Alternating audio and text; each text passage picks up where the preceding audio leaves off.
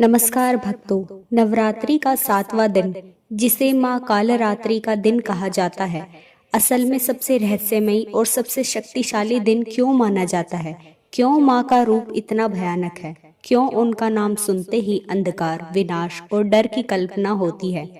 और फिर भी क्यों वही माँ अपने भक्तों को देती है सबसे बड़ा आशीर्वाद, निर्भयता का। आज की इस वीडियो में हम जानेंगे माँ कालरात्रि की संपूर्ण कथा, उनकी उत्पत्ति, उनका युद्ध और वो रहस्य जो शायद आपने पहले कभी नहीं सुना होगा। तो इसलिए इस वीडियो को अंत तक जरूर देखें, क्योंकि अंत में मैं आपको बताऊंगी वो गुप्त मंत्र जो आपके जीवन के हर डर को खत्म कर दे। तो चलिए दोस्तों, जानते हैं सबसे पहले माँ कालरात्रि का स्वरूप। नवरात्रि के 7वें दिन पूजी जाने वाली माँ कालरात्रि माँ दुर्गा का सबसे उग्र और भयानक स्वरूप है। उनका शरीर काला है, बाल बिखरे हुए, गले में बिजली जैसी चमकती माला, 3 नेत्र और उनकी सांसों से निकलती अग्नि। वो गधे पर सवार होती हैं और उनके हाथों में होता है खड्ग यानी कि तलवार और वज्र शक्ति। पहली नजर में उनका रूप डरावना लगता है, लेकिन सच यह है कि माँ कालरात्रि का यह रूप बुराई, अज्ञान और डर को खत्म करने के लिए है।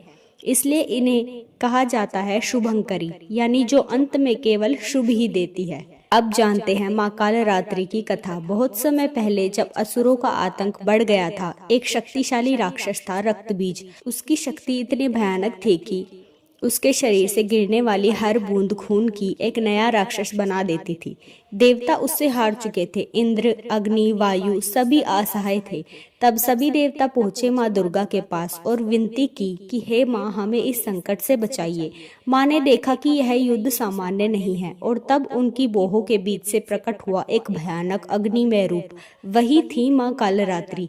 जैसे ही माँ कालरात्रि प्रकट हुई, चारों ओर अंधकार छा गया, आकाश कांप उठा, धरती हिलने लगी। लेकिन रक्त बीज हंस रहा था। उसे लगा कि यह भी उसे नहीं रोक पाएगी। युद्ध शुरू हुआ। माँ ने अपने वज्र से प्रहार किया।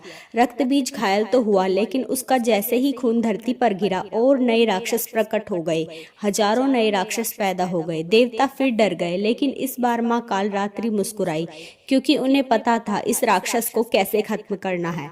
माँ कालरात्रि ने अपना सबसे विशाल रूप धारण किया। उन्होंने अपनी जीभ बाहर निकाली और हर उस बूंद खून को पी लिया जो रक्त बीज के शरीर से गिरती थी। अब हर वार के साथ रक्त बीज कमजोर होता गया और कोई नया राक्षस पैदा नहीं हुआ।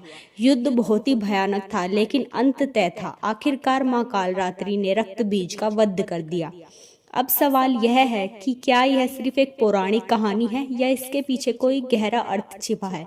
रक्त बीज क्या है? रक्त बीज असल में हमारे अंदर की बुरी आदतें, डर और नकारात्मक विचार है। जितना हम उन्हें दबाने की कोशिश करते हैं, वे उतने ही बढ़ जाते हैं। और माँ कालरात्रि क्या है?